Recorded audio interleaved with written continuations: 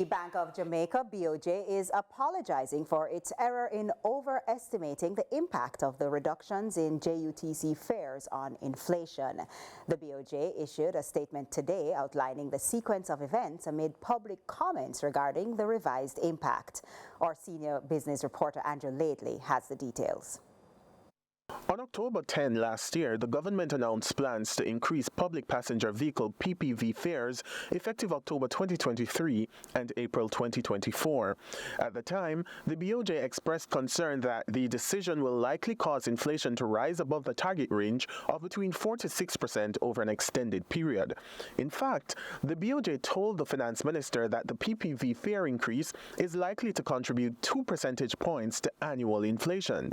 Against that background, the BOJ advised that reductions in JUTC fares would be needed to cushion the impact of the announced PPV fare increases. However, the BOJ now says the cushion it was banking on to temper inflation will only have a 0.2 percentage points impact on annual inflation. This means that the fare reduction decision won't significantly help to bring the inflation rate down. In light of that, the BOJ says it takes full responsibility and apologizes for the error. However, Shadow Minister on Finance and the Public Service Julian Robinson says the government should take the blame. The implementation of policy is the prerogative of a cabinet and the executive of the country. When you receive advice from different agencies, the cabinet has to interrogate the advice and determine whether what is being recommended makes sense. I've seen this release from the BOJ, but ultimately the minister has to take responsibility for the implementation of the policy, which was a bad policy.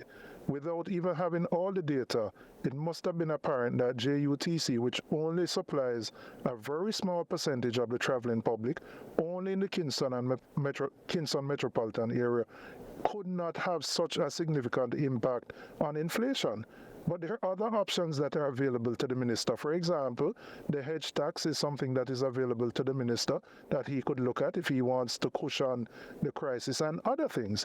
But he has to own responsibility for policy implementation.